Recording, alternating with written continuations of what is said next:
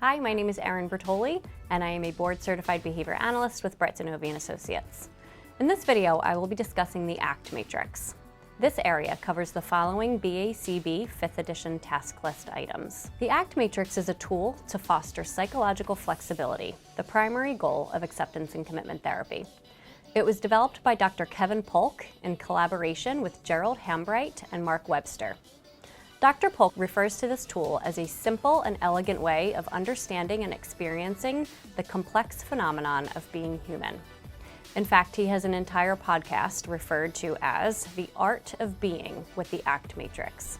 The matrix is based on learning to discriminate between direct experiences with our 5 senses and indirect experiencing with our minds. In the world of behavior analysis, we can describe these experiences as either overt behaviors or publicly observable behaviors, or covert behaviors, our private events or private verbal behavior. These experiences, overt and covert behaviors, are then sorted into 2 more categories to help us discriminate between our behaviors that move us toward who or what is important to us versus our behaviors that move us away from those things or to avoid unwanted inner experience.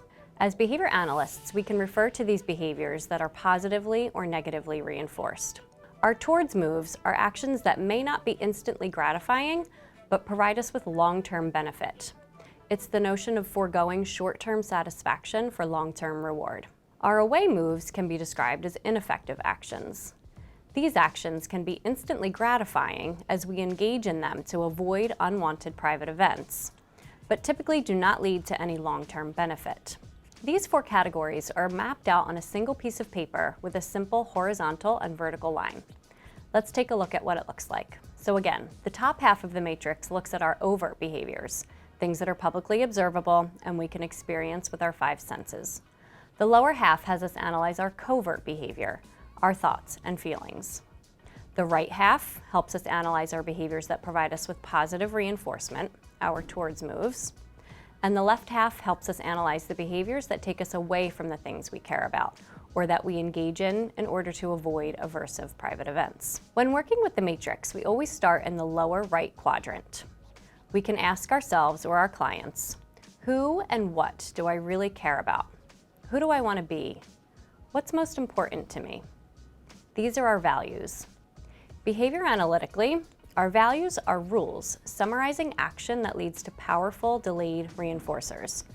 In terms of relational frame theory, they are augments, rules that increase the value of delayed conditioned reinforcers and immediately evoke behavior with respect to them. Contacting value statements transforms the function of stimuli in daily life and maintains behavior for prolonged durations of time, as opposed to behavior governed by rigid or poorly articulated rules, those that lead to smaller, sooner rewards, as opposed to larger, later rewards. We then move over to the lower left quadrant.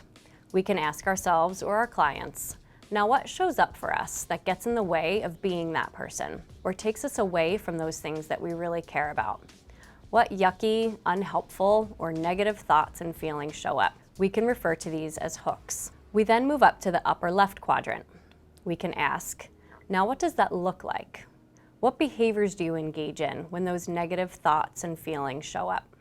Finally, we move to the upper right quadrant and ask, now what can we do about that? How can we get unhooked? What can we do instead? What behaviors can we engage in that can take us towards the things we care about? Help us be the person that we want to be. These are our committed actions. Behavior analytically, this is where contingency management can come into play. We can turn these into SMART goals that we can measure. Again, the matrix is an ACT tool. ACT is rooted in relational frame theory. RFT is a behavioral account of human language and cognition. It explains how human behavior is governed by networks of mutual relations, or relational frames. These relations allow us to learn without direct experience. The human piece is important because this theory of learning sets us apart from all other organisms. Humans think and learn relationally. We are able to arbitrarily relate any stimuli in our environment to pretty much any other stimuli in our environment in a multitude of ways. Same as different than, opposite of, because of, better than, worse than, etc. Forming these kinds of connections is known as derived relational responding. As explained by Dr. Polk and his colleagues in the Essential Guide to the ACT Matrix, it is derived because its functions and consequences are not contained in our five senses experiences. It is relational because the derivation is a result of relating or framing one set of words or inner experiences with another set of words or inner experiences. And responding refers to how all of that leads to a response, a toward move or an away move, resulting from this framing. Because of this human ability to relate and learn indirectly, we can easily get stuck when our attempts to move away from unwanted inner experience can keep us from doing what is important to us. We can use this tool to help us navigate a particular struggle or as a general tool to help us analyze our overall experiences. It can be used personally, with individuals, clients, teachers, coworkers, or with groups across a variety of settings. The following are some examples of my work with the matrix. The first is one that I used personally. This is an example of one completed with one of my supervisees who was struggling with providing feedback to staff. This is an example of one that I completed with a young lady with high-functioning autism.